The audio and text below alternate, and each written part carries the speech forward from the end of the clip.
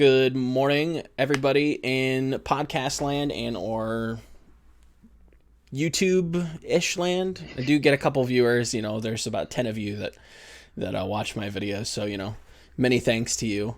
And we have somebody who pulls a lot more viewers than I do. That's for damn sure.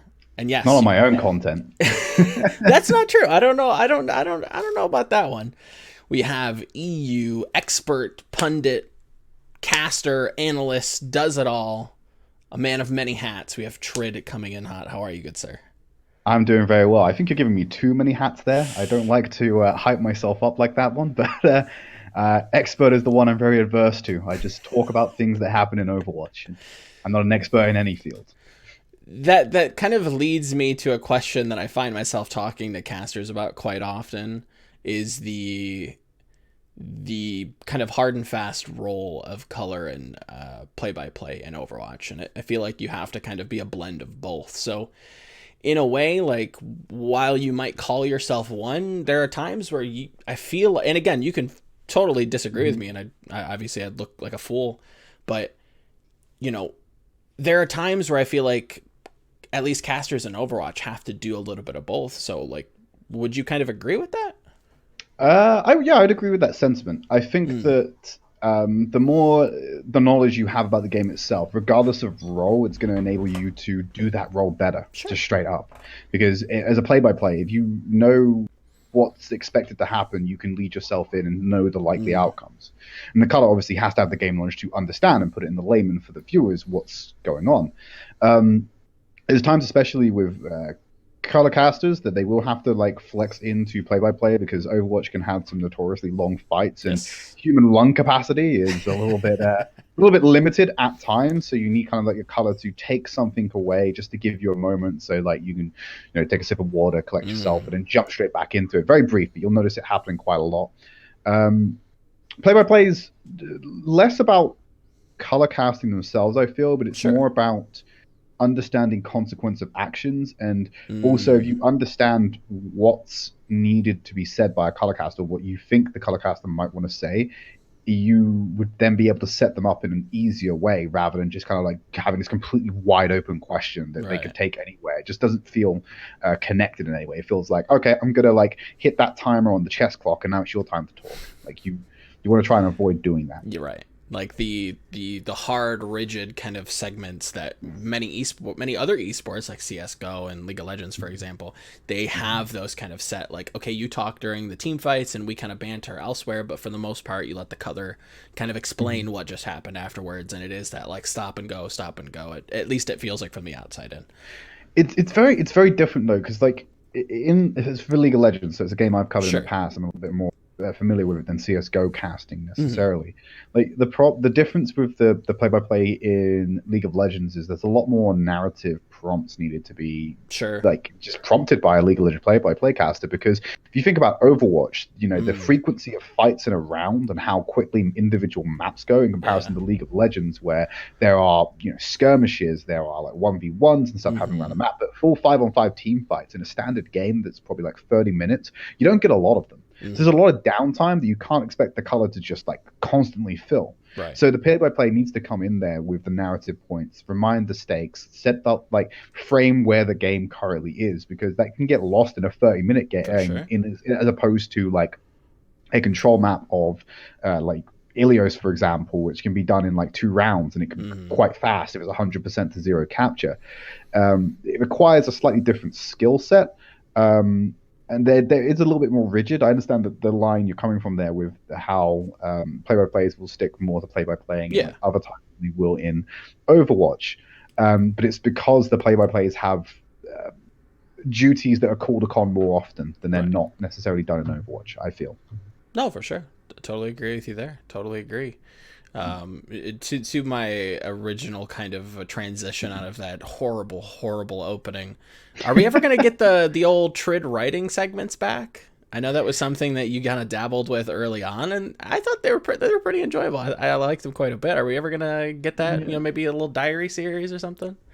Maybe like I think I explained it to you privately because I'm not Yeah. going to hide that I came to you for some advice because I liked what you were Mm. doing with your written content. I was like, this guy obviously knows more than me. It's Uh, any input I can get is very valuable. So sure. I think I explained it to you, and I'll explain again for people watching this or listening to this that Mm. it, the whole writing thing was done very selfishly. Sure. It wasn't done to produce content for others. It was Mm. done to provide an outlet for me to practice a new skill. I Mm. work a lot better at development when I have something to put it towards. So it's all well and good like writing. Obviously, is one of the best ways to learn how to write better. But if I'm not publishing the content, then it feels like I'm not doing it for a reason. Sure. Weird thing like that with me. So that's why I was writing the content, just to try and pick up a new skill set and learn how to do things. Mm. In terms of the written content, why it's not here, I'm very selective about what I do with my time. Sure. If I'm not seeing personal enjoyment or personal benefit from it, I won't do it. So it's like the written pieces, yeah, they were good. It was good to see that they were getting some good responses. Yeah. People kind of liked the content and stuff, and I had fun writing those particular pieces. But then when I'm looking at like what I feel I'm individually getting from it and what I want to do with Sure. my career, it's not really an outlet I need to develop in as much as I felt like I needed to like last year. Mm. So it's something that definitely took a bit of a back burner. For sure. Will I do written content again? Maybe I might find like the urge to do it in season 2. I'm not sure, Sure. but it's not something I've got planned at the moment. Never say never. Kind of Yeah, exactly. is that itch kind of being filled by the on and off again kind of podcasts where it's just like if you want to interview somebody, you want to kind of hang out, maybe we'll do Yeah, that, but maybe not. maybe I feel like so like the podcast as well. I start doing like Tridd talks and stuff Yeah. just to do that. That's done very sporadically, and it's Sure. when I kind of like when I get like an urge to do Yeah. it, Yeah. right? Yeah. And I think it is helpful to develop skill sets as well. Mm. But it's about like whether if I don't want to sit there and edit a podcast and publish it, Mm-hmm. right? If I don't want to do it, I'm not going to do it. I Sure. won't force myself to do something I don't want to do, Yeah. Yeah. unless it's like something that has to be done. As in, Sure. like Sure. I'm obligated to do it. So with a podcast, which is my own content, Mm-hmm. it's like cool. I mean, I've done it. It's there, ready to be edited. And then like I was always having problems with like sound editing and stuff. And there's Yeah. always like some desync on tracks which I can't possibly fix. And you have to go through like every like 15, 20 seconds to try and fix it with Yeah. what I was doing. And I'm just like, you know what? I can't. I don't want to do it. I don't want Can't to be do that. bothered. So I'm not It's not gonna worth I'm it. not gonna do it. Yeah, For sure. it's not something I'm obligated to do. I don't want to do it. I'm not going to do it. Yeah. And at least for me, and I don't know if this necessarily resonates with you, if it's not something I'm super interested in or at least kind of passionate about, the product usually ends up being kind of bland, kind of boring, pretty shit, right? Yeah. It's you got a passion is one of the best fuels for creativity, and if your passion's dwindling, then you have to. I question myself: do I really care about this? If there's no passion, then clearly not. So if I don't care about it, why am I doing it? Yeah. Right? You can't. The worst thing about it is you can't force passion. Mm. So if it's not there, then you're basically stumped. Like it's cool. It's like relationships, kids. Yeah, I guess in a way it kind of is. If the passion's not there, it's not going to work. It's exactly. Don't get yourself into things that you're not passionate about and see yourself doing in the long term. And if you don't want anything long term, then you have the sporadic flings with the writing and the podcasting and maybe some video content here and there, and you dabble, and that's totally fine. You're figuring things out. I like how you brought it back, because I was going to say, if you don't want long-term commitment, that's why Tinder's there. Like, just go on Tinder. Sure. Have fun. Either way. It's not a Tinder for content creation, unfortunately. So. That would be an interesting platform. You're like, are you an esports personality? Find young singles in your area. Like find young single content producers. Yeah. That need guests for their shows. you use it as like a marketing tool. Yeah, you don't need to worry about production. You don't have to worry about publishing. You just turn up, say a bunch of stuff, let them ask you the questions, and then when it gets published, you hit it with the quote retweet, and you're done. It's a much simpler process. You might be onto something. We just have to somehow tie in cryptocurrency and blockchain. Yeah, we'll have an initial. There you go. don't know. I think it's a bit pretentious to name it after me and call it like Tridd coin for some reason. I Go won't for do it. that. You know what? No, Tridd Tridd coin. coin, and yeah, I really like just on ICOs in general. Like I love how that's just replaced just doing an investment run. Yeah. Like you get this coin that we set the value of, and we can just like you can take a coin that technically isn't worth anything unless you like give it value, but we'll take your real money which has value. Yes. And I see ICOs work. Like I've looked at like ICOs and companies Sure. can do it right, but like I feel as though like most of them are scams right now. Oh, of most course. most of them are people who are too ambitious with their projects and they have good intentions, but they just can't possibly deliver on them. Yeah, it's just Which I feel is another instance where people aren't just like, haha, I'm gonna scam you, get scamaz kids. It's hard to weed those people out and like, okay, Yeah. who's genuinely like trying to do something, and it's like, you know, good on you for having some sort of ambition, but is this really the route you want to go? And then like you said, there are also those very snaky people who are like, yes, give me your money. I would love to create this crypto coin for you. It's not even like you can't even call it monopoly money because at least monopoly money you have something physical. Like it's just this made up thing that if it's, you know, it's a number. It's just a number. The whole thing I thought was really interesting when it started to pop up, but was very bizarre. But what isn't bizarre is that sick transition. You've done this before. Oh, beautiful. Yes, very much so.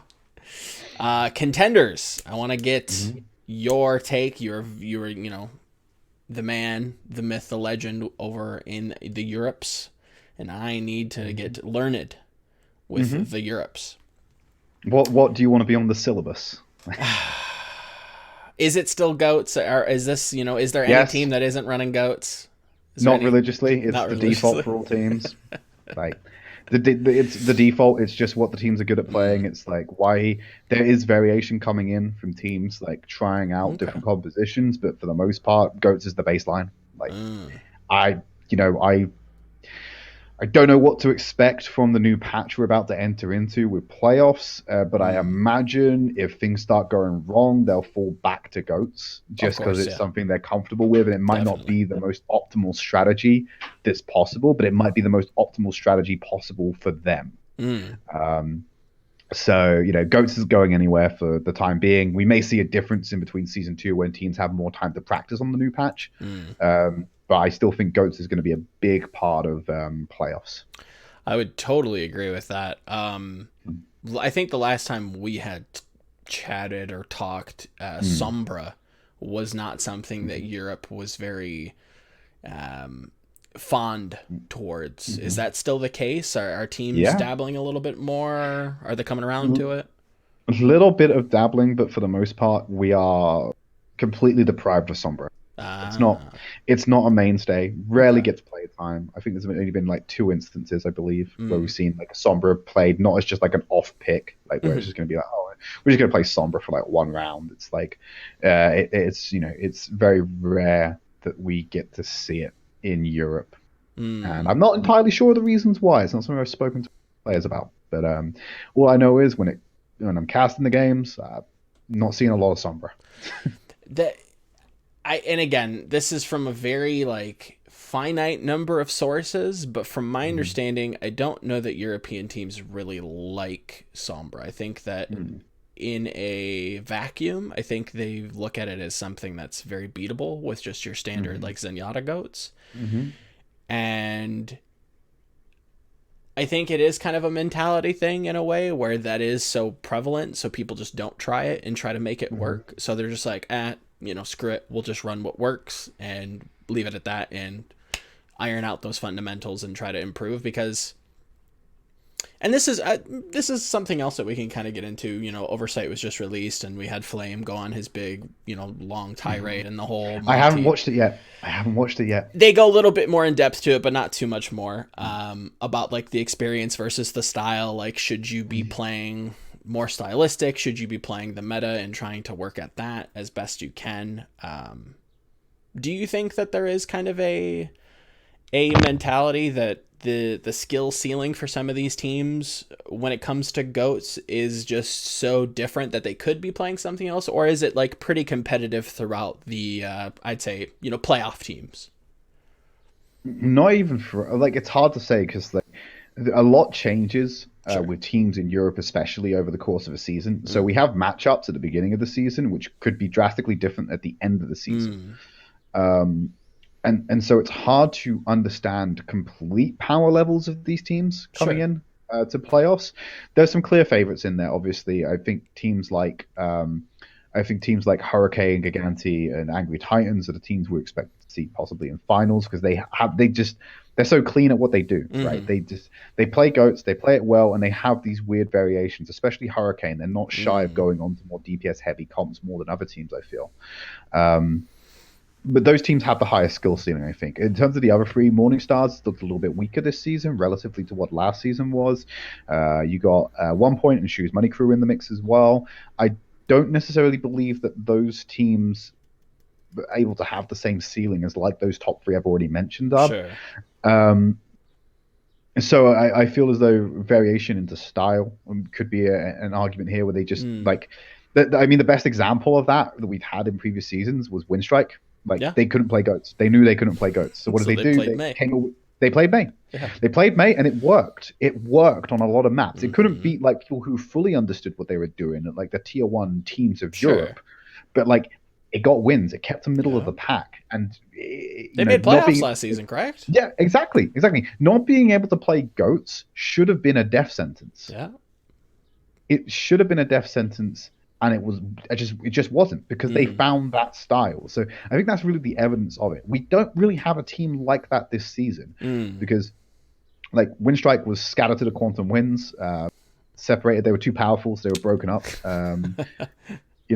Two of them have been relegated back to trial. Uh, Eng's on 1 point, I believe. Eng's still in there. I think some of them Sharek's even off. went to NA. Sharek's off in NA. Yeah. Like Ilka's bopping around somewhere, like their coach. Like the team's still there. But the point I'm trying to make is like we have seen evidence of teams using a different style instead of being able to keep up with the rest of the meta. I don't think we've necessarily seen it this season. Mm. Would you say like the closest team to that kind of Chengdu-esque kind of curveball team, would that probably be the Hurricane for you? Yeah, Hurricane. But the problem is like Hurricane can just Play whatever. their goats is very good. Yeah. So like it's not a case of like needing this say for the execution of the standard comp. It's they can do both, which makes them even more terrifying. My sleep schedule is absolutely messing with my memory right now because I can't remember where I said this. Mm-hmm. But I want to get your take on this and Okay. and stop me if I've already said it. Mm-hmm. When it comes to the gauntlet, so at the end of the season, right? If we were to play Gauntlet or Showdown, sorry. gauntlet, so like all of the Okay. regions competing internationally, right? So the worlds of contenders. Yeah, pretty much. I think in this patch right now, so the pre-Baptiste patch, I can't remember the number at the moment. I think if you 1.31, put I think. something like that, if you put Hurricane in the, let's just assume that Hurricane advances forward as one of the EU seeds and they go internationally.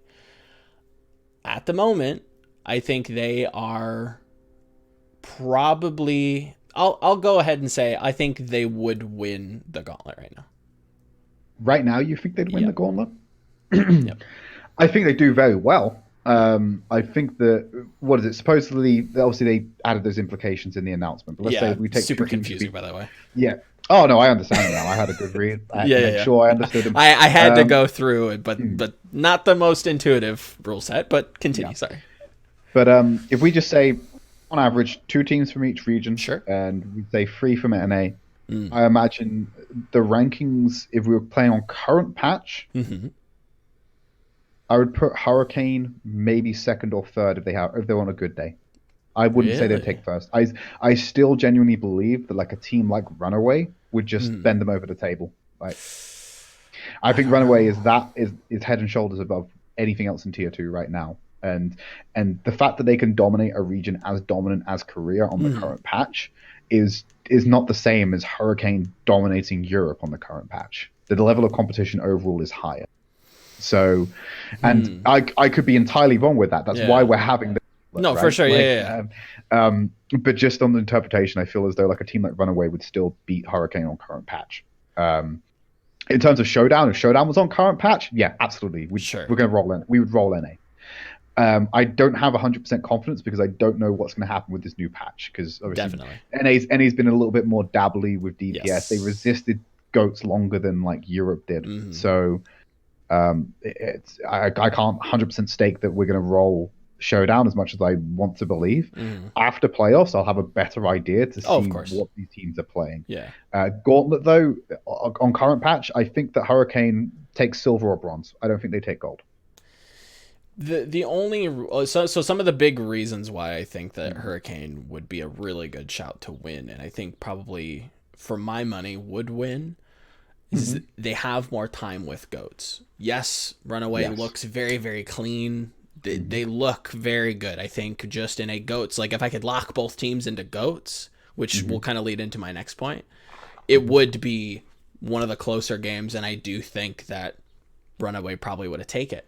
But we've seen Hurricane in the past, especially last season. They're coming out and they're trying to break you. They'll put the time into looking at your kind of patterns and where you're putting your resources, what your tendencies are, how your supports use their alts. Which, to be fair, a lot of these Eastern teams are using a little bit more tempo oriented support ultimates.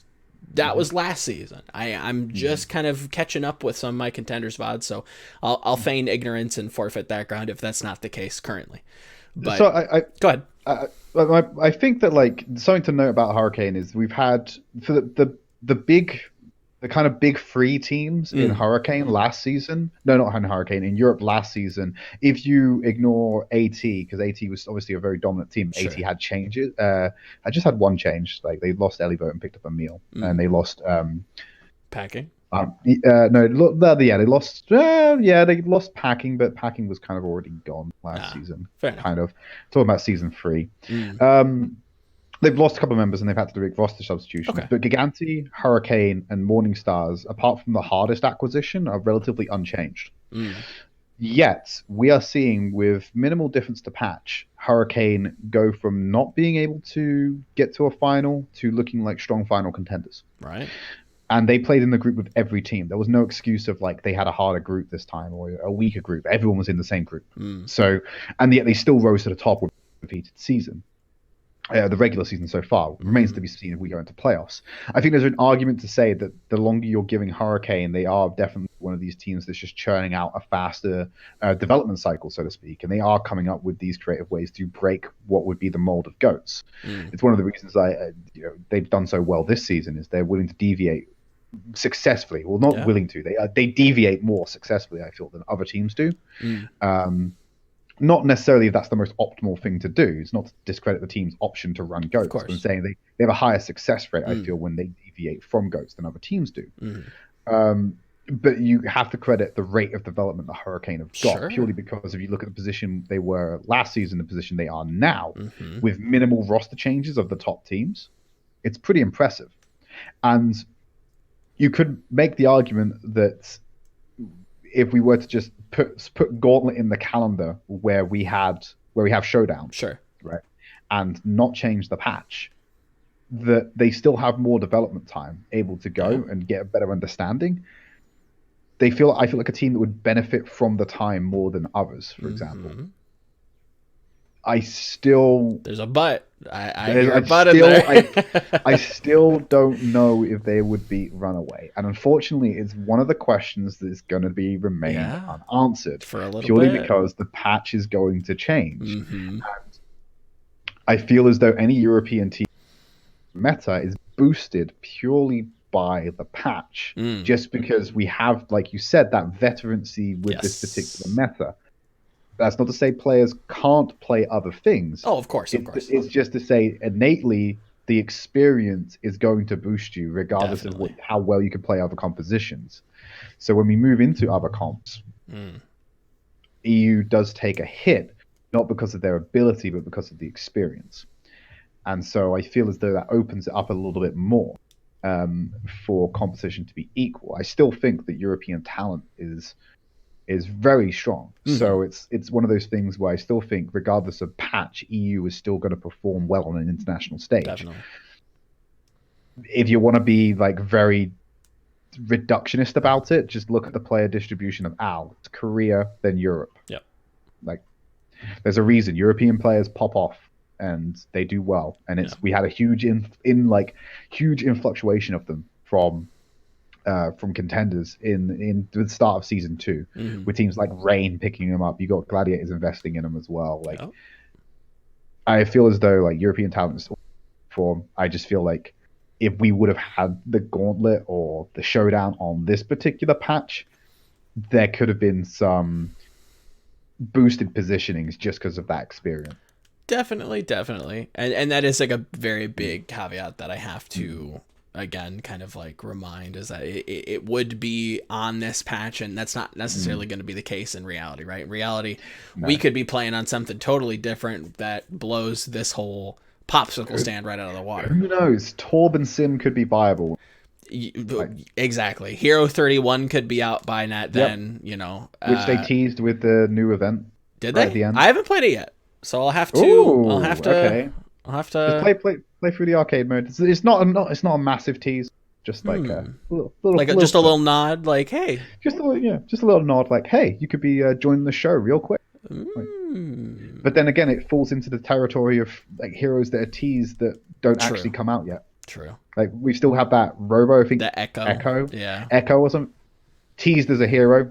No information of when we're getting it. She has her own. She has like a pretty big portion of a cinematic that she's in, and we just have no info on her. We don't know who the hell she is, what she is, and then we get no cinematic info about Wrecking. Just get that. Here we go. Like, yeah. So just because we had a hero tease doesn't mean it's hero. That's true. Like that's that might be hero 38. Like. I mean, they got to go all the way back. They got to start getting like the Junkertown Queen. You know, we got to go through that Rolodex of like the hero recall, like all the heroes that flash like in the Winston cinematic. Like there's a lot of. There's another one as well. Like there's Sojourn or Sojourn. That's probably going to be a hero. Yeah, like, I think they've going to be a hero. They've nodded to that. I did see that they were kind of teased again. In much in the same way as they were in the Winston cinematic, so it'll be interesting. Yeah. But one other thing that I wanted to talk about with Runaway is that we haven't seen that team specifically on something that isn't GOATs yet, and that's what really intrigues me about this Hurricane Runaway matchup. Is if Runaway can actually play things that aren't GOATs, then I'd be okay. You know what? Runaway takes it, but I haven't seen them be very flexible. I have, however, seen them compete in China. And China is very flexible, and they absorb those blows very well. They're very well prepared. They set up against these multi DPS compositions very, very well, so they would be able to play into it well. But when you take a team like Hurricane and you give them the nod, say they're super prepared, and they utilize time very, very well, and they have great DPS players. Not to say that China doesn't, but having a team at that caliber throw different curveballs at you and constantly shift gears, much in the same way that Chengdu did against Hunters, that kind of threw them off. So, okay, we're playing DPS. Chengdu did against Hunters. Sorry, no, not Hunters. Freudian slip. you just Aaron Stevie's me. The Titans, where they were kind of just throwing the DPS curveball. The Titans kind of adapt. They learned. They kind of obtain that mindset, and then the Hunters go around and then they play GOATs into them, like, oh, okay, we didn't expect that, so now they have to kind of reshift into that, and like it's constant teetering the platform. And I think Hurricane could be that for Runaway for sure. They can force them to play these comps that they're not comfortable with. So not let them get comfortable and get into the river, constantly make them change the dynamic. I could see that definitely being one of the things that Hurricane's very good at doing. I feel as though you would force you're right. You would force Runaway to adapt, but it's about that like coefficient of comfort, right? Sure. Like how uncomfortable can you make them by changing to compositions? Like is Runaway a team that can adapt very quickly? Is it Mm, one of those things where you try this if you're Hurricane and suddenly Hurricane are like, sorry, Runaway are just like, well, okay, cool. They're throwing like Happy on Faro. They got triple right. DPS on the go. Cool, we know what to do against that. Let's just change. Done like that, and then they go toe to toe. Like that is the big. I think I agree with your line of thought here. I Mm-hmm. do think that is like the big question mark is how fast can they adapt to a team that seemingly has no problem with adapting. But I don't think we typically see Hurricane react. More rather, they are the proactive team with True. their compositional True. choices. So what happens then if Runaway are True. like, If okay, they well, come out and then they're the curveball. I mean, you Sure. have a lot.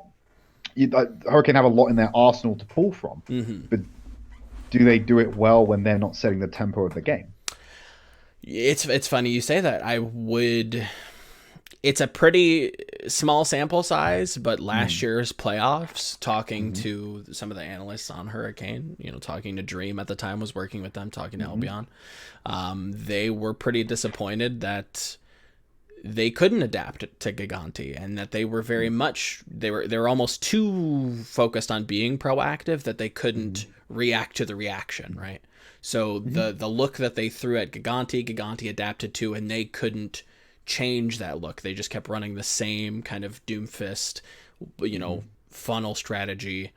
They couldn't, and it wasn't so much of like a compositional change. It was just Mm-hmm. okay. They've figured this out, so let's just tweak it a little bit. Let's like Mm-hmm. focus the tanks instead of the backline, stuff like that. So I would agree, and I would probably say that they are a little bit slow to adapt if they were to get tossed a curveball that they weren't prepared with. Mm-hmm. Yeah, I would say that it's possible that they get caught.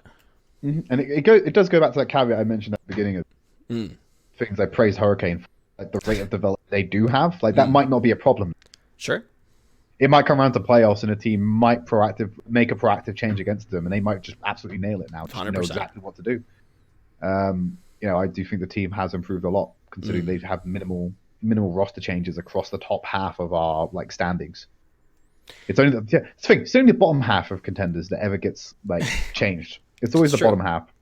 The top That's half, like if there's any changes, it's just like cool. We'll just take someone from the bottom. mm-hmm.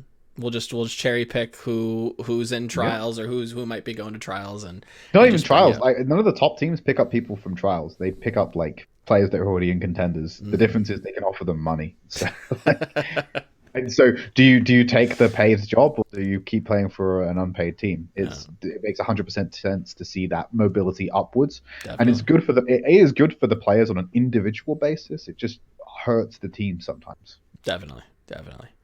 And Mm. talk about hurting teams and referencing Hurricane, which are the original academy team in Europe. Yeah. I want to talk to you about the old Paris Eternal coming in. Oh boy. What Uh, happened there? what happened there? I feel like it's one of those teams that I felt if they had more time, they would Mm, have been fine. I feel okay. as though like whatever was going on in the back room, you could definitively say this team was getting better over time. Okay. Uh, I feel as though if they had more time, maybe they would have done better. They picked up a lot of losses earlier in the season. It didn't Mm, help that as this team was coming together, they also had like the toughest week possible. They had Gigantia and Morning Stars back to back to oof. open up the season, and it was a newly formed team.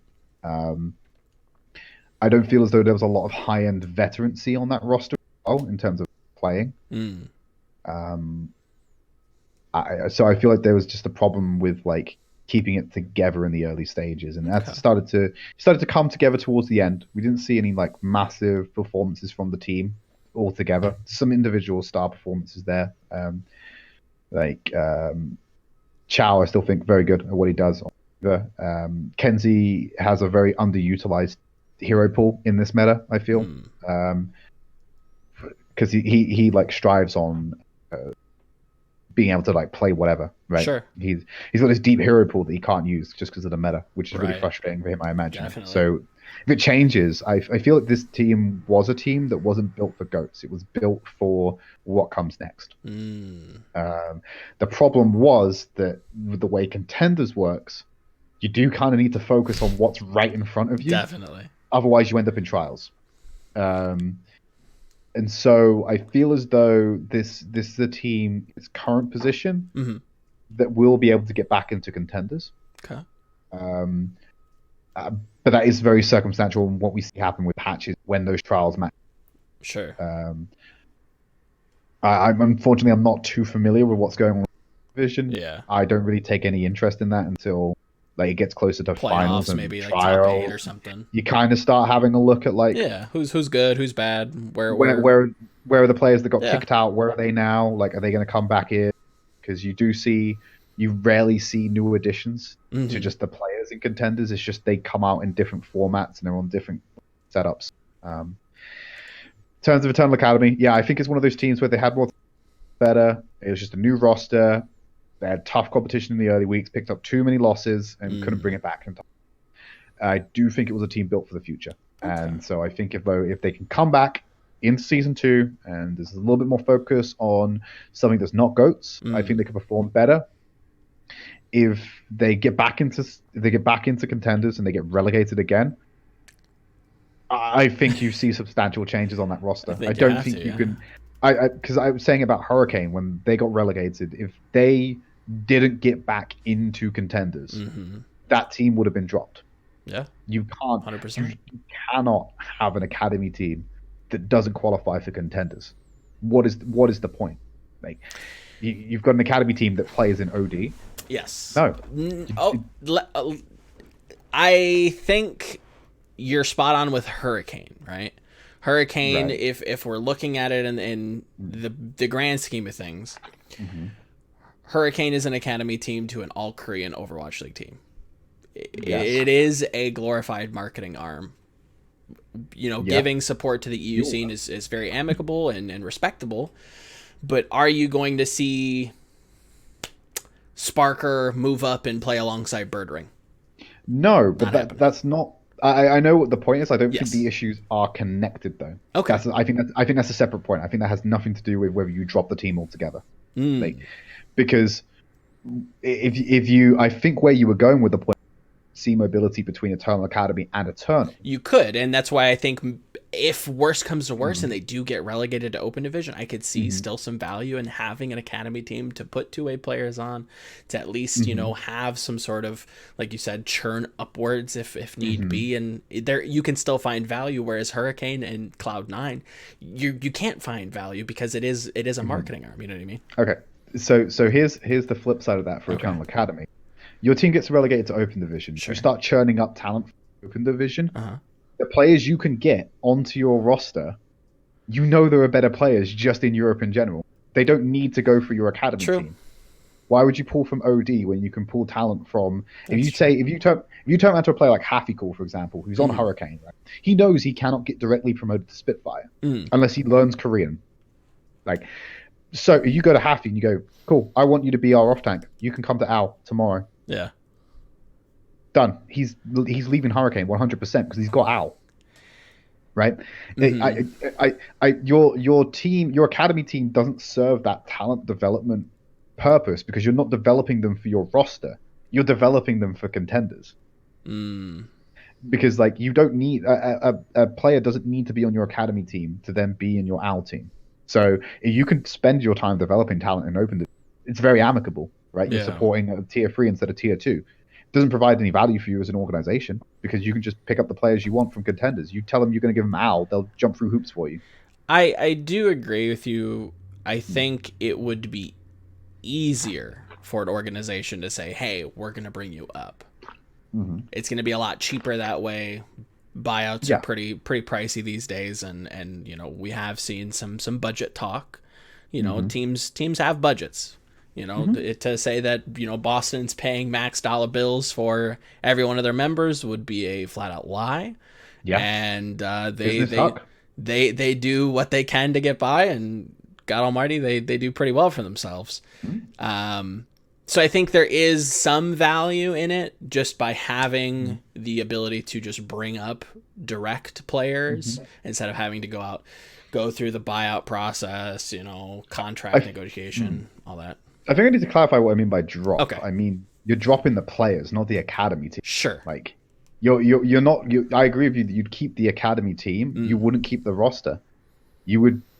Probably not. Yeah, if you get relegated, you probably have to rebuild. No, it's not even relegated once. They've been relegated. Don't imagine a True. change. They relegated twice, or they failed to back into contenders.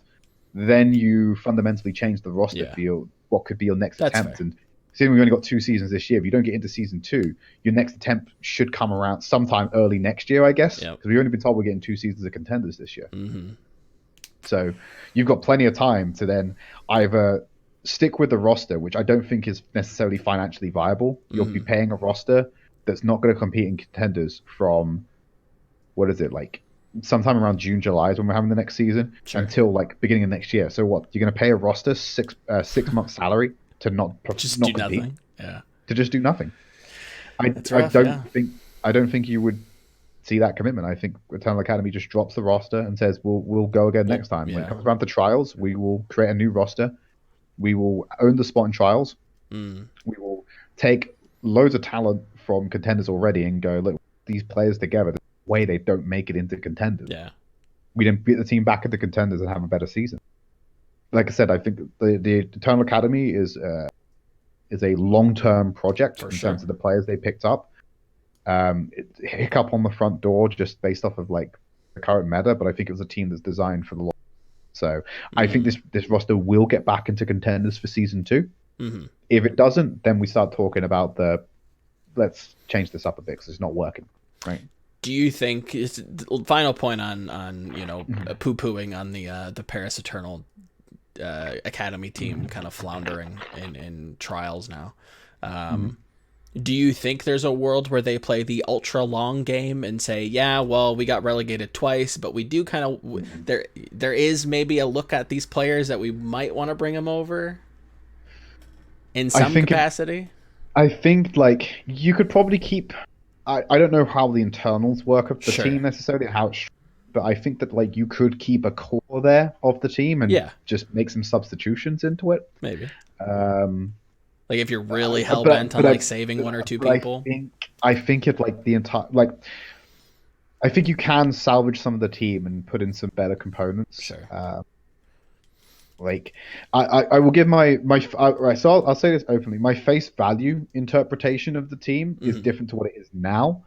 But I will say at face value, when I looked at the roster, I looked at it and I went, half of that makes sense, half of it doesn't. And based off of previous seasons' performances, I was looking at it and going, and I will say my opinion is different now. I'm just for the sake of players, I'm not going to explain like how it's different. Just know it is, right? Yeah. But at the time, I was thinking and going, Kenzie, Chow, and Pluke on an academy team makes sense. Okay. Just from my outside perspective. The other half didn't necessarily scream academy team caliber at the time. So I always felt that the team was like kind of like, okay, well, that's a core that I can get behind, and maybe the rest of the team can. Interpretation of the team has changed now slightly. It's less of that divide. It's more of the team does feel like it's a complete team. It's just like not at the right level yet, and I feel as though over time it will be. But there is definitely a core there you can salvage with the team. Some of these players are extremely talented. It's just that it wasn't a very. I didn't look at that roster and go, this roster is going to bang. Like, this roster is going to do so well in contenders. Like, it did not give that impression to me when I saw it. Okay. And I didn't expect relegation, I'll be honest with you. But I didn't expect them to win playoffs and take the first season. Right. It is just, you mentioned it on Twitter. It was a kind iconic. Of a funny, it's an iconic duo that academy teams in Europe have to at least do their tour of duty through trials and sort of Black Parade-esque. They can't have a fall from grace because they never had any accomplished team. It's not like Hurricane where you win. Yeah, you peak and then you just valley immediately. I mean, they had a platform to jump off of. It feels like they've just burrowed up into the swimming pool rather than dive into it. They just haven't been able to get to the surface yet. So it's kind of like, I don't think it's less of a tragedy as it was for Hurricane in season 2. Sure. Just because we haven't seen the highest highs of this roster. Right. But there is a kind of like, basically like academy teams. there's nothing on paper that says that they should be performing well. It's just the assumption that an Yeah, you'd academy team should assume like you perform have the better. money, you have the coaching Yeah. staff, you have some Yeah. sort of structure behind you.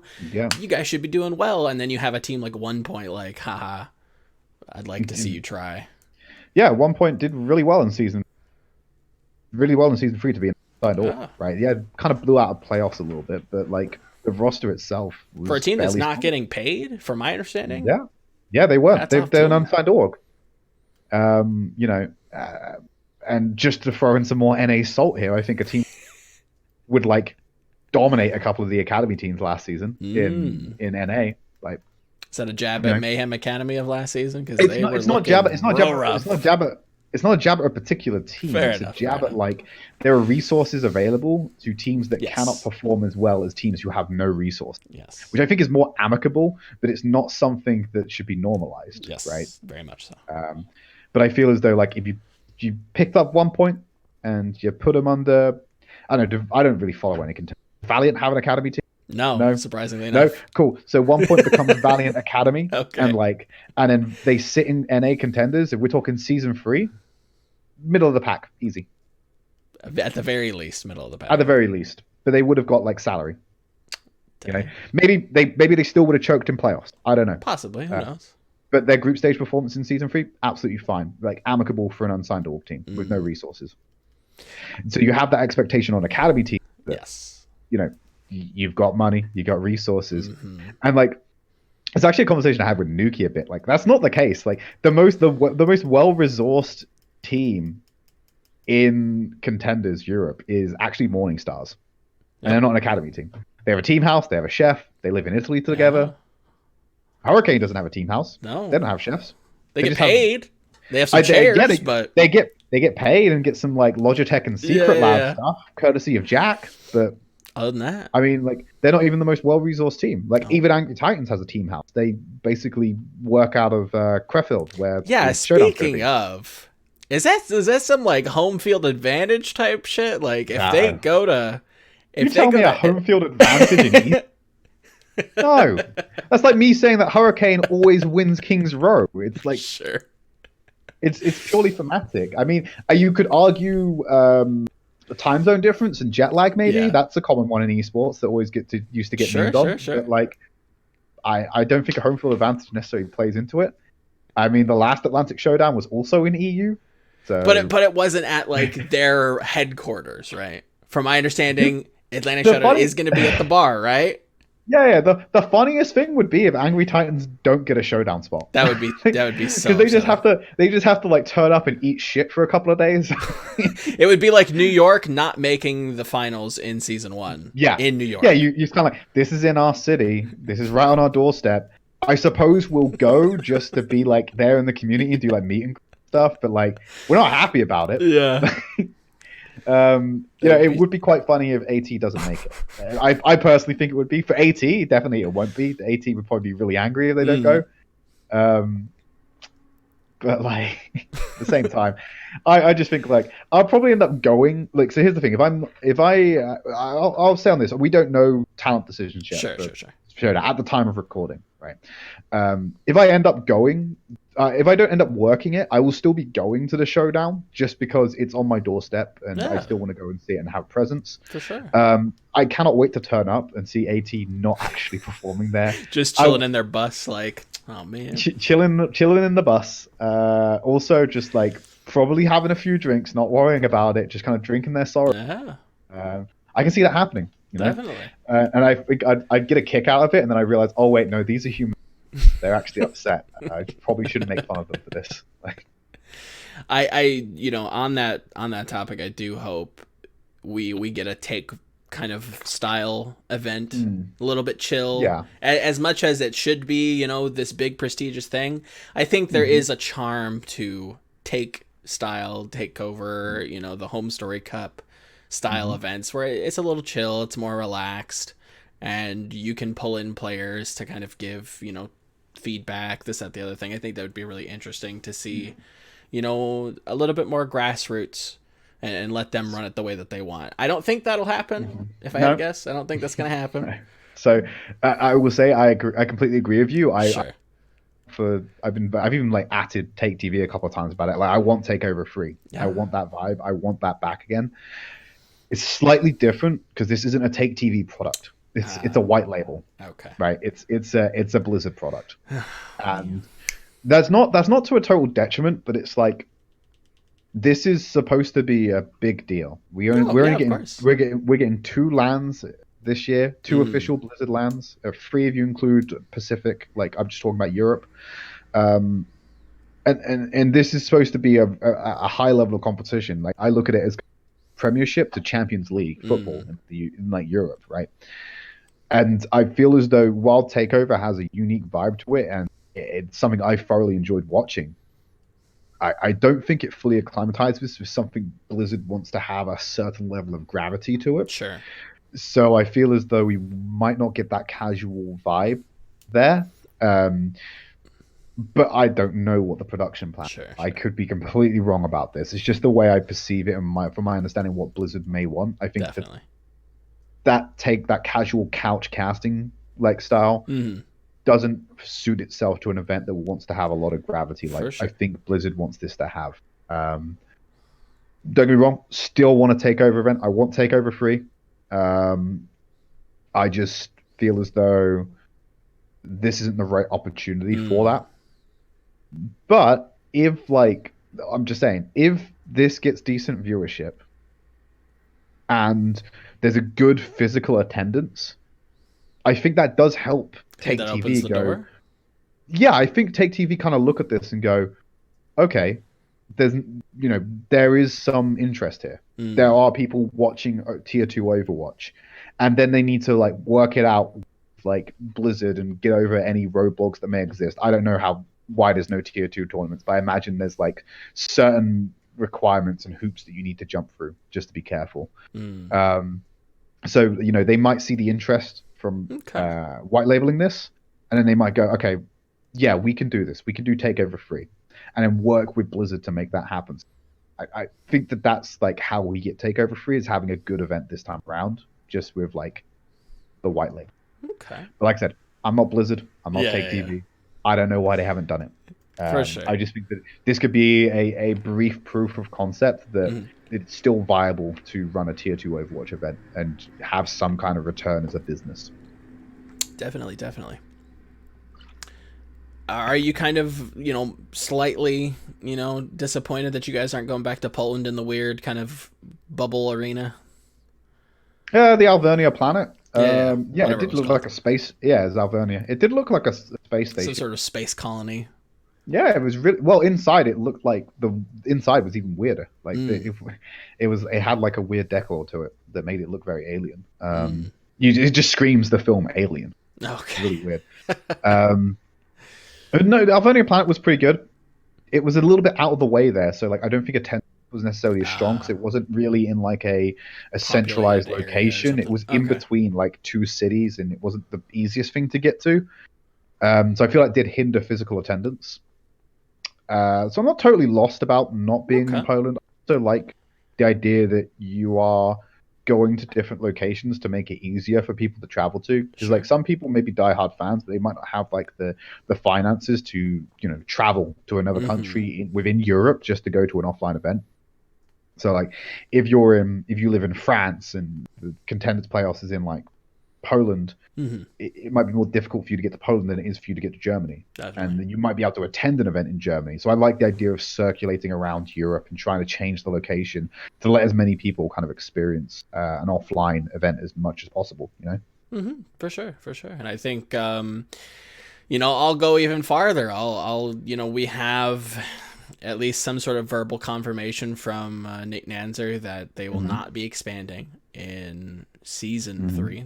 I think they're probably putting a lot of their focus and kind of brain power in figuring out what they're going to do in terms of travel. I don't envy them. I don't envy them. I think there's so much work. So a lot of work that is being built as we speak. Godspeed. I hope it works out. I hope these homesteads work out, but much in the same way as this could be a step forward for Take TV. Do you think this is? Do you think you know where I'm going? the homestead thing, Okay, right? sure. That is a diet coke of geolocation, because yes, you are having a home game, Mm. right? From Blizzard's point of view, or from the way I see it, that is Mm. nowhere near the same as No. after. Like, you are having all of your games from that one venue. In your home and away scenario, you are having multiple games at multiple venues around the world on different time Yep. zones. You, yeah, this is like shallow end of the pool for geolocation, Dipping the and it needs toe. to happen. Yep, needs to happen to kind of show proof of concept and show that it's going to work. But like, I mean, it's nowhere near the No. undertaking that you need to go through to get this geolocation working in its full form. Yep. And I, like I said, I'm not privy to any information about this, but I don't think we're going to see a fully actualized geolocation in season 3. I think we're going to see a diluted version that does deliver on the promise of home and away games. Mm-hmm. And I think that it's something that will take multiple seasons to fully Yes. actualize. So we will see home and away games season 3. Daddy Nate, giving us his word. He's gonna make sure we get that. But I feel as though there's still a lot of room to grow after that first season before we see like the fully realized home and away global esport that we are yet to see at all in, like, Sure. I think, in esports history. But Yeah. like, I could be wrong. There could be some like scuffed attempt like 10 years ago that I'm not I aware mean, of. the one thing that everybody pointed toward was like CGS Yeah. Like I said, back in the scuffed. day. Yeah, very much scuffed. Um, do you think that so two things? Do you think that if 2020 is a little bit diluted in terms of Mhm. geolocation, does that hinder season four's expansion at all? Potentially. Mm. I mean, if you're Blizzard staff and you're internally, okay, so that didn't work out very well. We need to make some serious changes to make this viable for season 4. Your resources are being allocated to that. There's no point in expanding a product that Yeah. you think yourself isn't working how you want it to. You commit those resources to make it work how your vision sees it. Mm. So I don't know. I think if you do have a diluted version of home and away games that aren't working to your own liking, I don't think you expand. I think you fix what you have existing, and then you look at expansion when you're comfortable with what you've got. Now, I don't know what Owl's complete vision Mm-hmm. for home and away games is, so Definitely. I wouldn't be able to give you a metric of Sure. success even after seeing season 3. But I would just know how I would handle it if, like, I've got a product that's not working. If you're like a franchise, if you're McDonald's first store and your store doesn't work, Do you open five more? do you open 5 more? Like, no, get your house in order, Mm-hmm. then look at building the conservatory on the back, like Sure. extending the garage. Get everything sorted first, then expand. I think that's the approach that Blizzard will need to take. But like I said, I don't know their metrics of Of success. course, of course. Now, my second point, Mm-hmm. going back to take TV, and much in the same way that you mentioned, long form, this could open Mm-hmm. up avenues for take TV to kind of step back into the scene. Mm-hmm. Hopefully, they put on a great show and a great product. Love to see them come back into the space. But I look at Overwatch World Cup Paris, and I look at that Mm-hmm. live audience, and I say, wow, this was a behind the scenes proof of concept for any Paris Mm-hmm. buy-ins, any shareholders that were interested in getting into the league, and seeing that crowd be so dynamic and so enthralled with what they were seeing. Mm-hmm.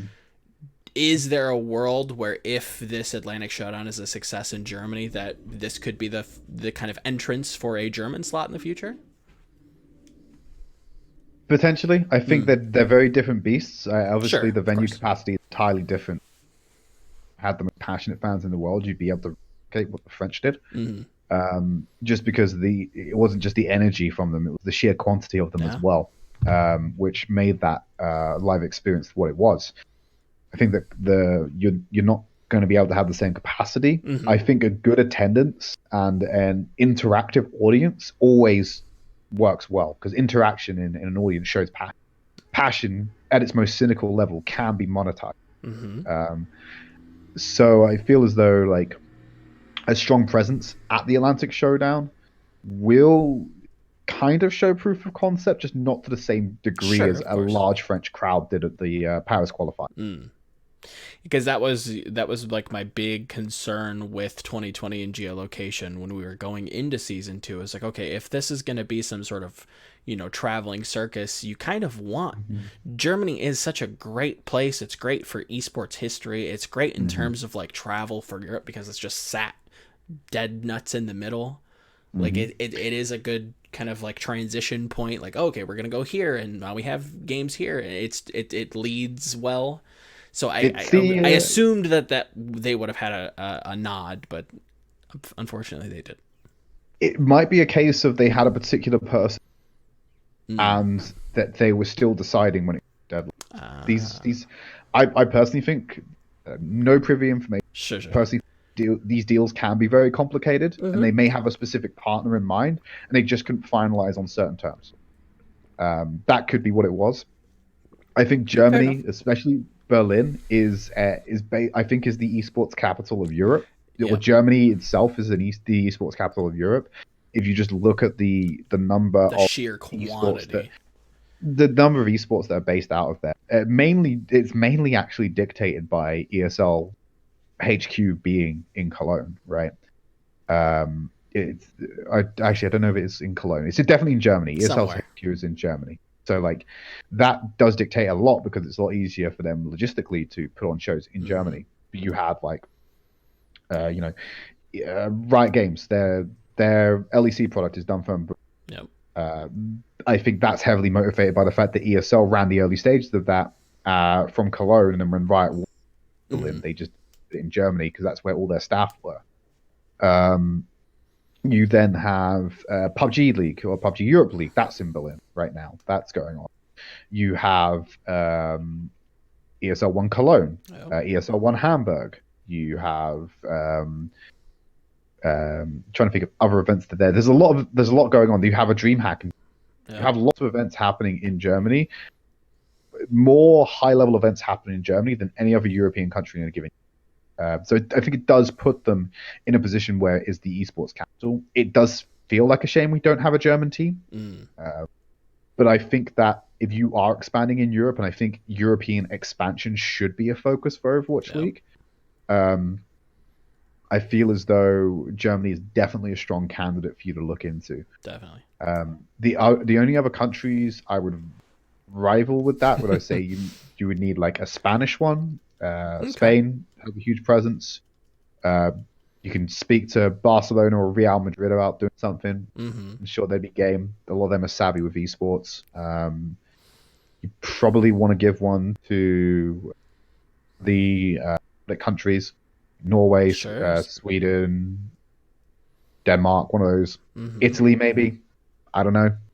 But Germany's definitely on the top of the list of one that Yeah. needs an Definitely expansion on team. the short list for sure. Yeah.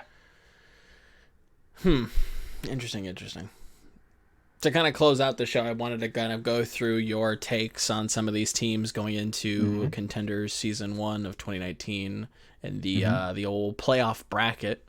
Hmm. And at the top of the card, we've got Shoes Money Crew versus One.Point. So, Who takes it and why? Where's our Choose thoughts? Money Crew versus One.Point. Choose Money Crew versus One.Point. So okay, let me Hmm. phrase it like this. We'll Okay. go. We'll start here. Who do you think Okay. is the favorite to win playoffs, to win this title? To win season one. Yep. Out of the teams in playoffs, so Hurricane, Titans, Shoes Money Crew, One.Point, Team Gigante, or Samsung. Who do you think wins? Who's the favorite? Hurricane. I think Hurricane is based off of their performance. Or Mm-hmm. but the problem is like I'm quite superstitious with these things. A team in Europe, going back to the first ever contenders, Sure. season 0, 2017, a team that has gone undefeated in group stage has never won playoffs. Mm. Do you think that Never. continues though? The curse could continue. They could be curse breakers. You Ah. know, I would say that the favorite would at this point be Hurricane purely Mm. off the fact that undefeated didn't look overly exerted in any of those performances. So I feel as though they're They are the favorites to win the playoffs. Who would you kind of give your dark horse nod to if there was a team to kind of have an upset? An upset? Just like victory. A miraculous... Just a miraculous run, wins the title, didn't see it coming. Who do you think is the Does it have to be in the realms of possibility? I would say the most likely. Okay, most likely run... Giganti. So okay. Giganti may have gone in as the third seed, but there's something about playoffs that seems to get like those Finns like dicks rock hard. I don't know what it is. It's just okay. You put them in a playoff scenario and they just pop off. So and it is a very different beast. We've seen this transformation. Season 1, 2018, fourth seed from their group, smack the undefeated Eagle Gaming quarterfinals, then go on to have a 7-game final against British Hurricane in one of the best European Overwatch series we've seen. That is the beast that playoffs Giganti is. And I've learned not to underestimate. So they are third seed. They will have to go through AT to get to the finals in that semi-final bye. Yeah. But they are definitely a team that could make the dark horse run that's not in a bye position already. Okay. Definitely a good shout. I think, that'd probably be one that, I would say probably the most likely. I think that, like, here's the problem with the way it works. Sure. You've got... So this is really interesting in Final Week. You had to get a certain map score to avoid playing Giganti. But if you avoid playing Giganti in round 1, you then have to play Hurricane in round 2. So, like, your path to the final is restricted. Obviously, that's how like seeding works in general. But like, there was no advantageous path for you if you're like an SMC or a one. Right. There is no scenario where you look at that and we have a preference. Maybe if the prize pool is different between making it to top 4 instead of top 6, you take the bracket side with Hurricane, so you get through the first round and then you go out, but you get a higher prize pool and higher finish. But like, I don't see any way that Shoes Money Crew at One.Point make it to the competition's too high. There was such a gap between AT, Hurricane, and Giganti and the rest of the teams, I feel, that like there's no way a team like Shoes Money Crew at One.Point make it to finals.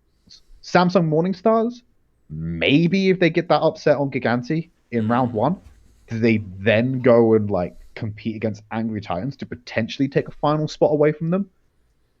But I think the most likely situation is I think we definitely see... I think it's a Giganti Angry Titans semi-final. Uncertain of who takes that final spot. Hurricane, I think Hurricane makes it to finals. I think Hurricane beats either Shoes Money Crew or One.Point quite handedly. So I joked about it in the moment. I think Hurricane have basically been given a bye to the final. It's tough to call out of SMC and One.Point. I think out of the two teams, on the day, I think One.Point will take it. But I don't think that One.Point will beat Hurricane. Yeah, it's like it almost doesn't really matter. It matters for them really and their pride and, some resumes and some maybe a little bit extra cash and again, totally respectful, but you're going up against an undefeated team. Granted, it is on a new patch, but I don't think this patch will be affecting Hurricane much in the way that it might affect Giganti, for instance, where they kind of are a little bit rigid, right? They play goats, and that's what they're comfortable with, and they play it very well. Whereas Hurricane, they're very fluid. They can play a lot of different things and do very well with it.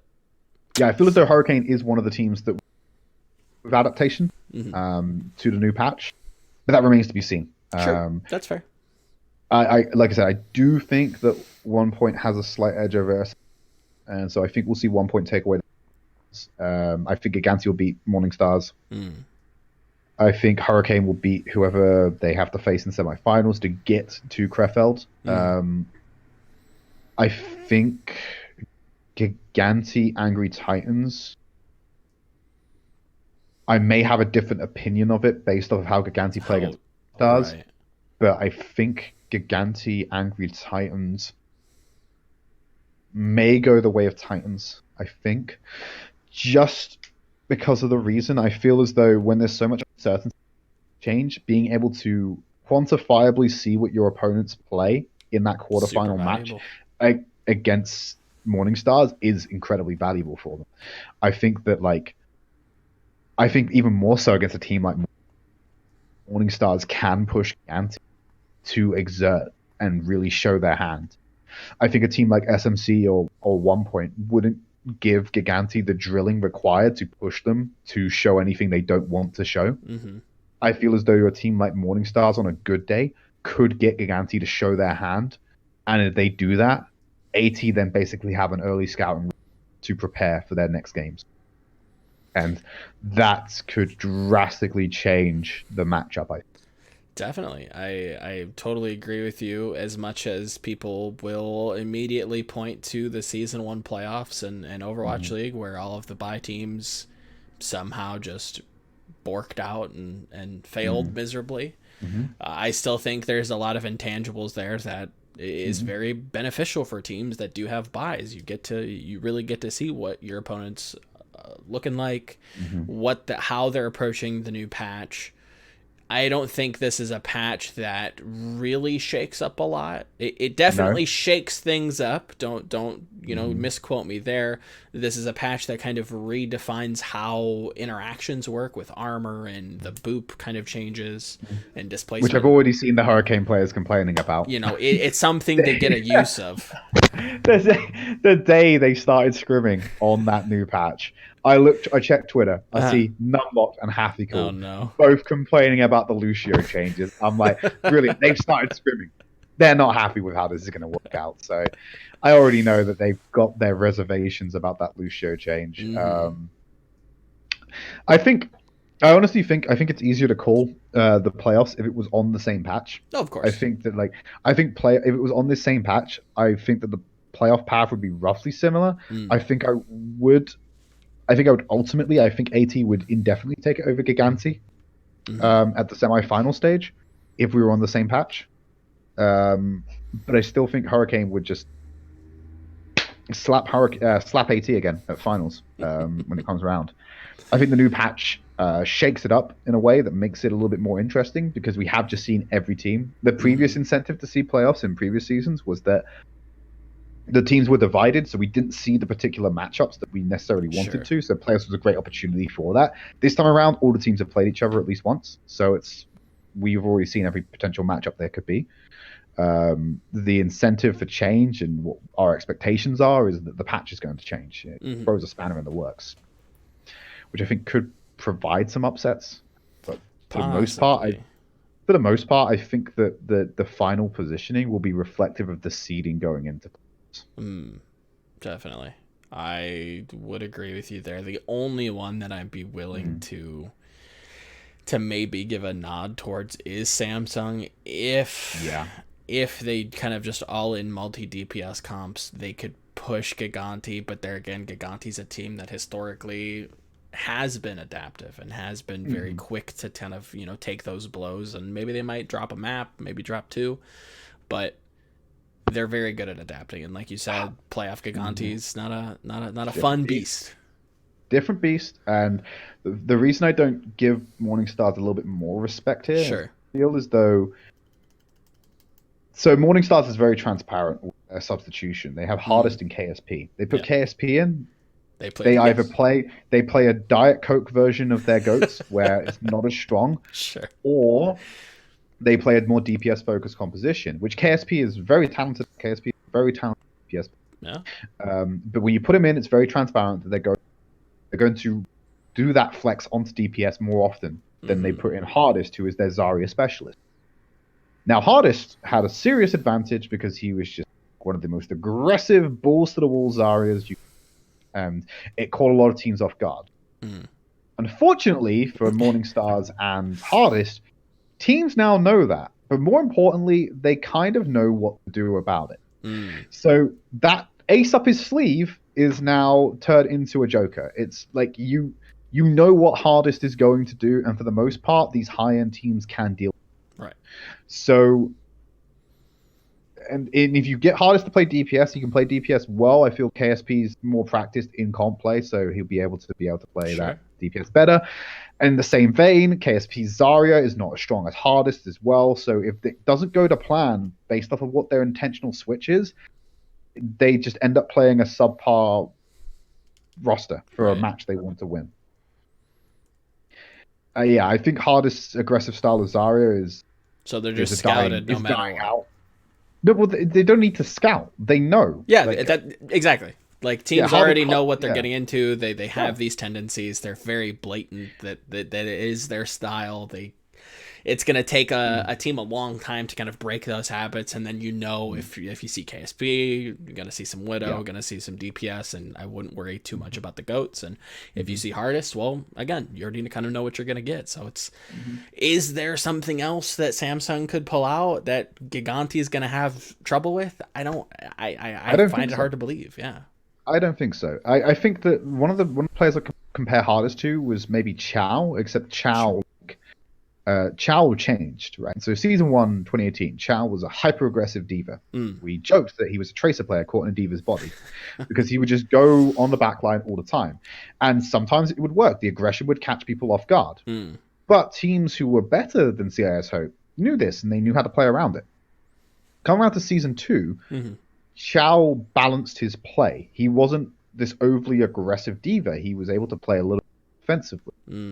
Hardest has started to curb that aggression a little bit, but he's not moving closer to the middle on the Davin Hardest scale. Like, the Davin Hardest scale is Davin uses bubbles with more conscious thought, I feel, than Hardest does. Hardest typically will be selfish with bubble uses to generate energy as fast as possible, so he can burn people.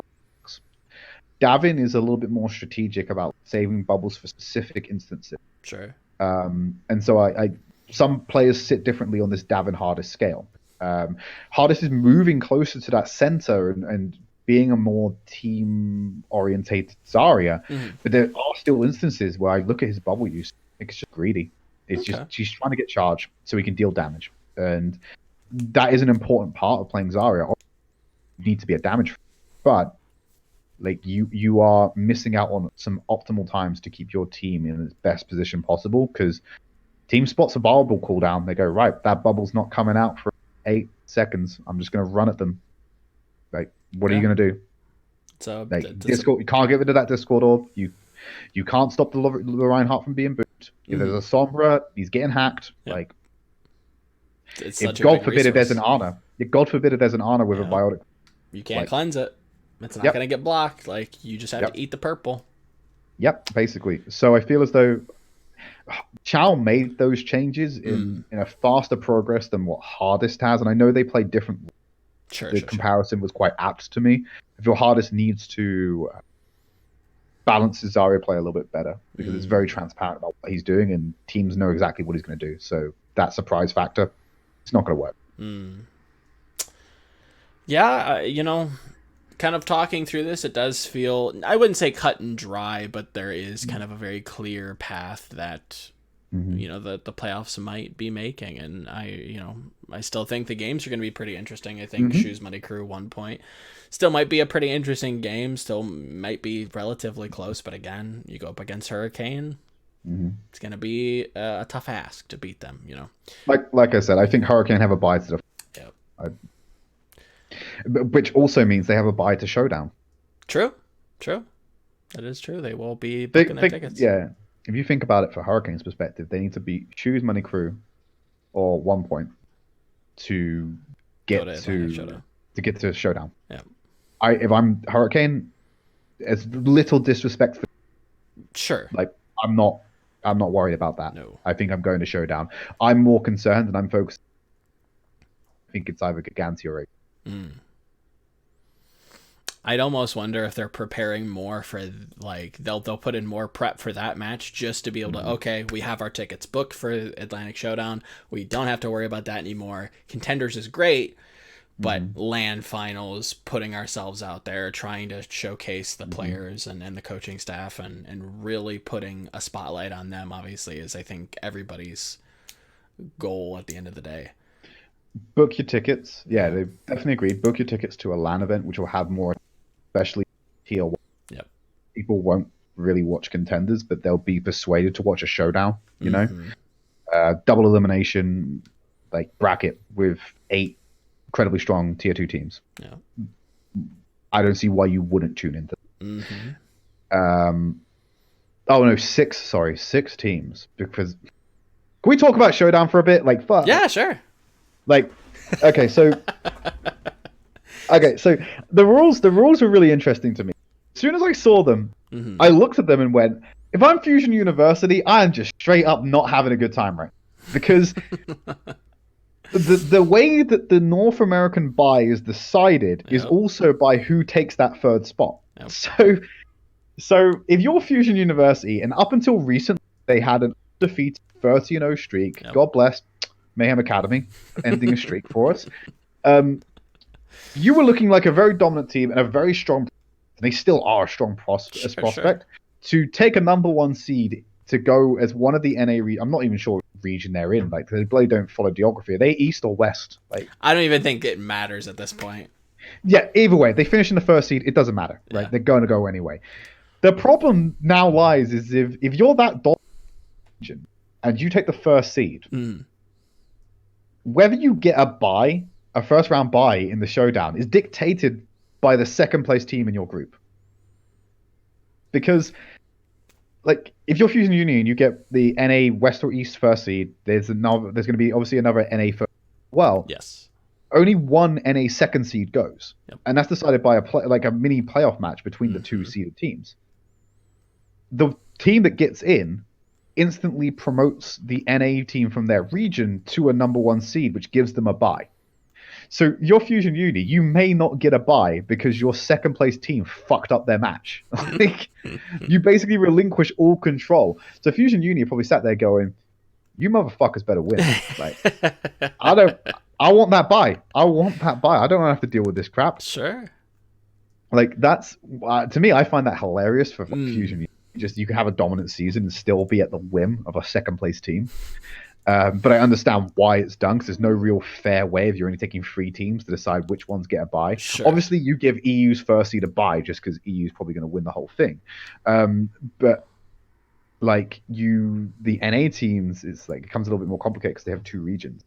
I just felt that dynamic was really interesting. Yeah, and then when it gets to Gauntlet as well, oh my god! Imagine how angry you'd be if you were NA teams.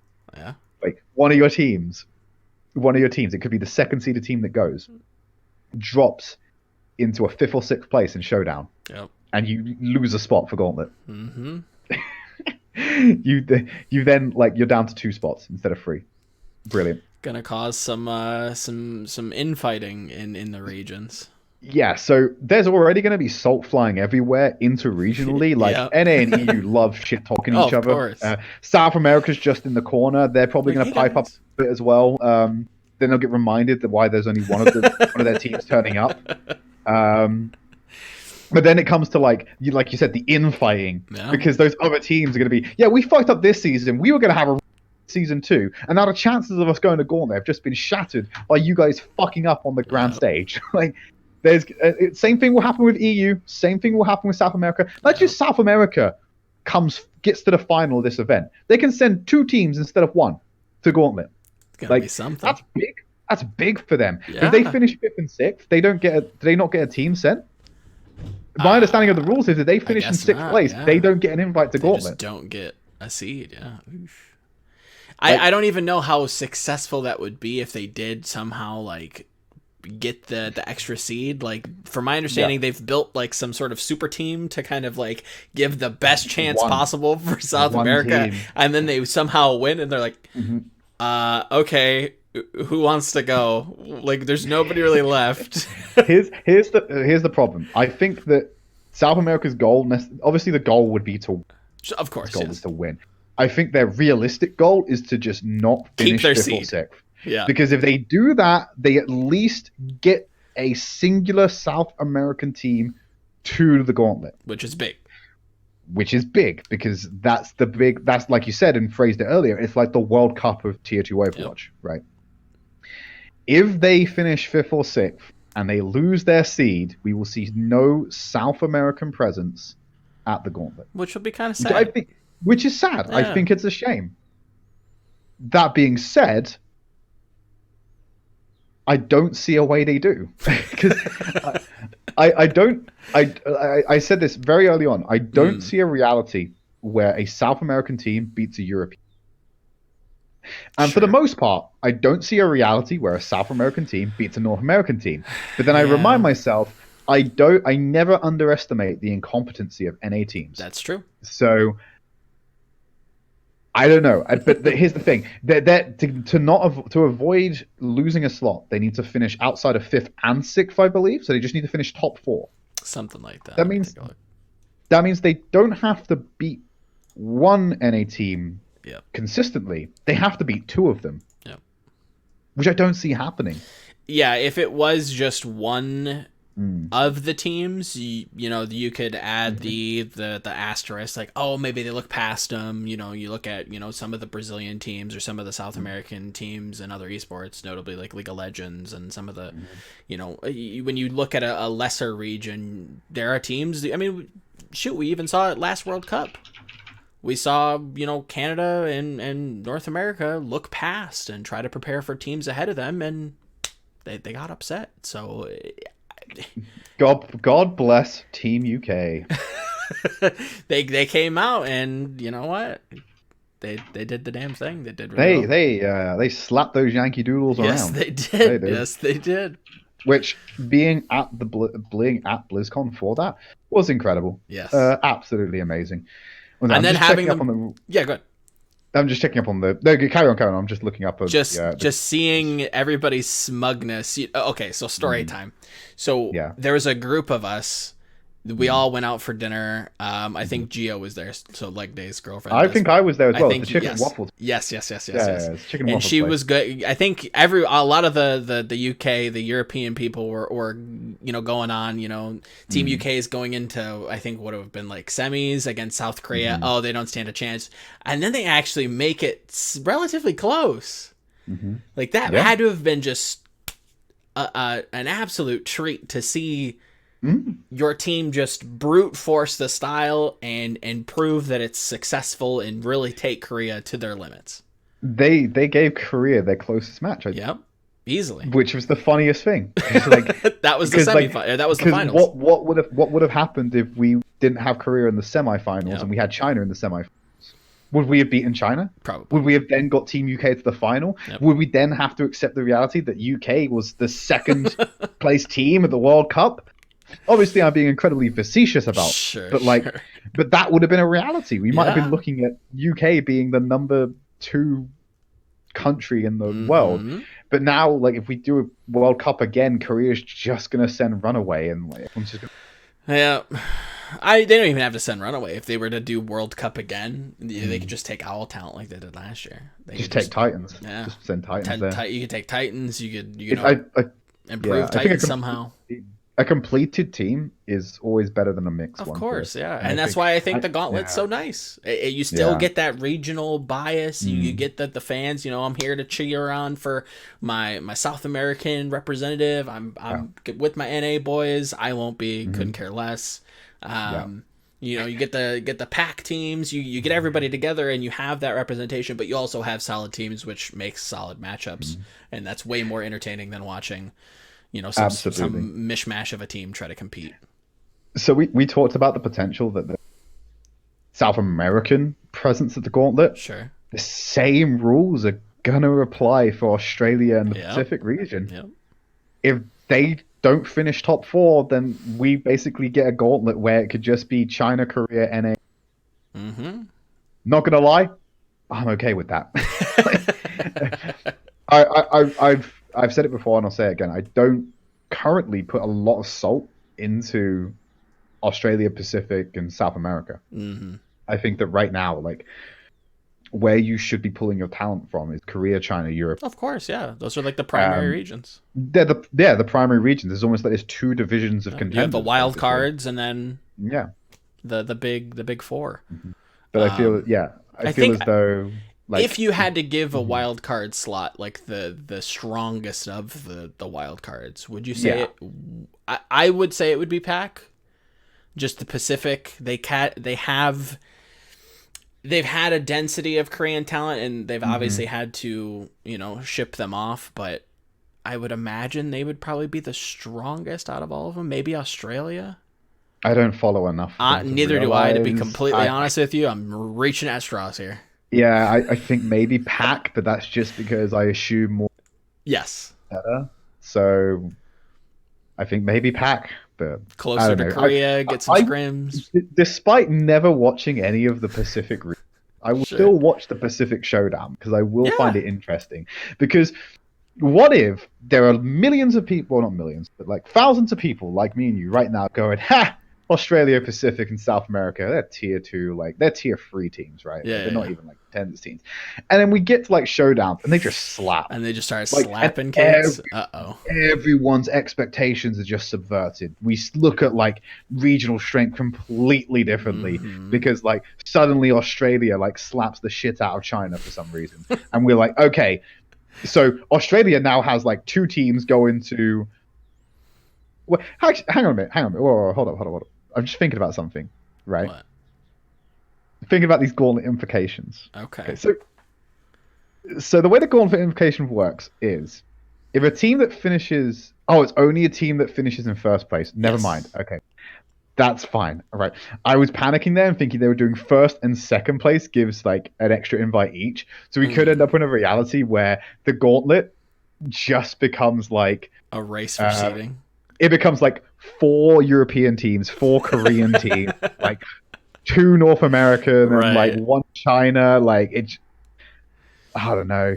Like that scared me. Like, so like if it was 1 and 2, like if both finalists were from the same region, you then get 2 spots instead of 1 extra, and it just becomes like, oh Jesus, that becomes a little bit more complicated.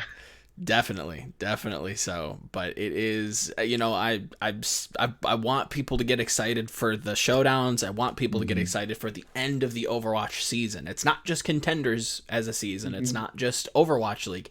It's the season of Overwatch. At the end of the season, we have the Overwatch League season finals, which are hopefully going to be super exciting. Maybe a little bit more exciting than they were last year. I just want to find out where they are. Yeah, sure. Because as soon as I know where they are, I can 10. Like, as soon as I figure out where it is. Sure. But, we have that. We have, the culmination of the gauntlet and having that and, whatever else. And then immediately after that, we have BlizzCon, which is there going to be a World Cup? Won't there be a World Cup? Who knows? So my take on that is I don't know if we'll see a World Cup. Yeah, I don't think so either. The way I look at it, there has been for every year prior to this a esports present of every esports compatible game that Blizzard has At BlizzCon. at BlizzCon. Yep. So I think there will be some Overwatch esports at BlizzCon. Just what that is, I have no idea. Yeah. I kind of wish it was All Stars because it feels like it would do very well, much in the same way that World Cup did. Like you can just have all your favorite players at BlizzCon. It's where you're going to be anyways, and you get to interact with them and get to see a live match from them, and that's really cool. But now they're doing it in like the middle of the season, which, I don't know. It's how typical All-Star games are done in the NBA. NBA All-Stars happens mid-season. True. I think it's better. Well, I don't know necessarily putting All-Stars in there is better, but the break between stage 2 and stage 3 being much longer is much better for player health. Yes. So obviously now they can, we're able to have them do All-Stars, get 2 showdowns in, and they're able to have time off as well before we start stage 3 of Overwatch League. Beautiful. Let them relax. Yeah. Like this last season was brutal. This season is still difficult as all get out.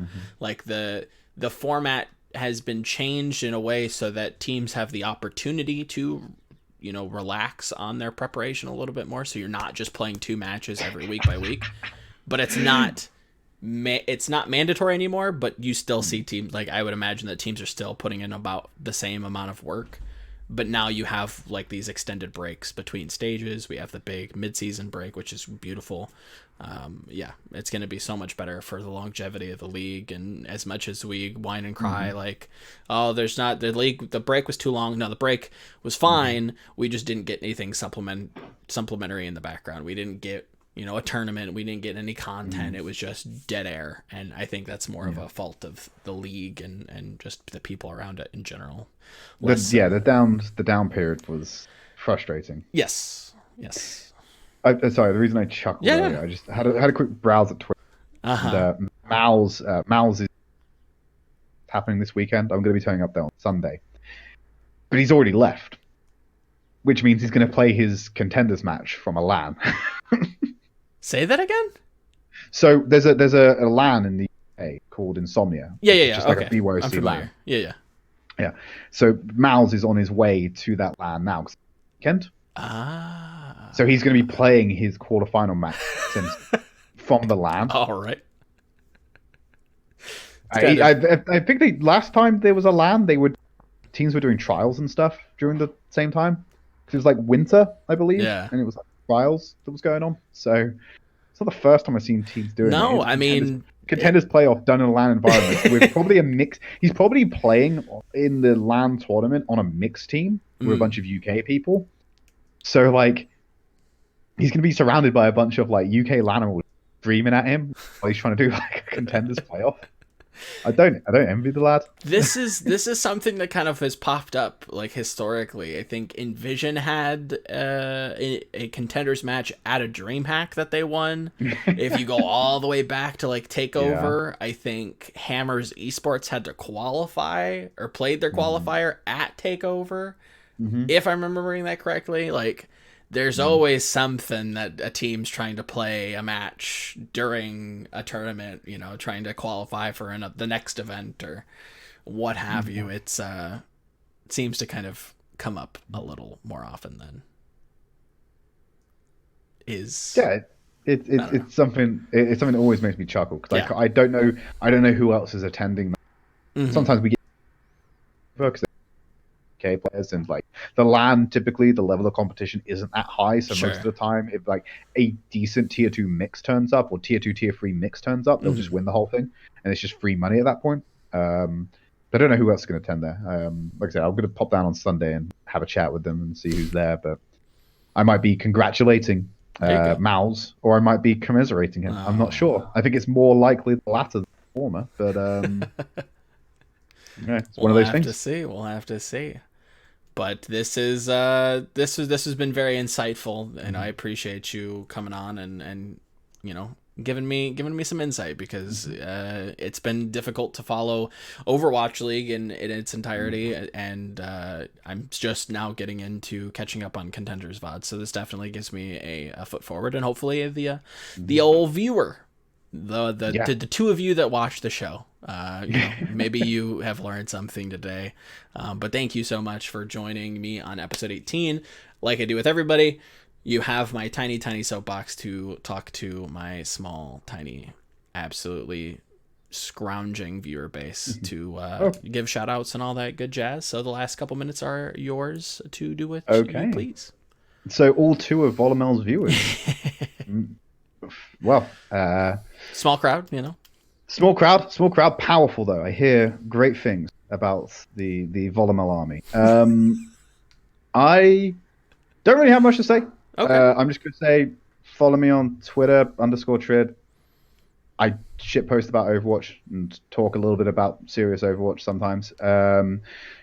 I will be taking a break from Overwatch after the semifinals. I won't be doing the finals this year. Okay. But so semifinals will be the end of my run for the season anyway. You might hear me tweeting about Showdown in a couple of days when we know what's going on with it. I don't know yet. Those decisions haven't been communicated to me, but they may have been made. Sure. I don't know. Other than that, keep supporting your boy. See if we can get free viewers in here next time. For the second return, episode 2 of Tridd, the Electric Boogaloo, we'll get a total of 4 viewers. We'll double. Oh my god, double. Maybe 6. Maybe we'll do triple. Who knows? Who knows what will happen? Beautiful. When that happens. Maybe depending on the viewership of this one. Yeah. He just got a massive boost like shit. I gotta get Tridd back. He's just gonna be a reoccurring guest. I just need him every week. Yeah, it could be. We don't know. But thank you very much for having me, man. I appreciate spending some time chatting with you Yes, about it has been Overwatch. fun to catch up. You know, we did your podcast and I had a brilliant time, and you Mm. know we've chatted before, and it's always a pleasure to kind of steal Yeah, you away for a little bit and bounce ideas and have a little I'm chit chat. happy to oblige. Well, thank you. Again, viewers, thank you so much for listening to us ramble about everything Overwatch and European esqueness related. We'll catch you in episode 19. Thanks for stopping by, and have a good rest of your day.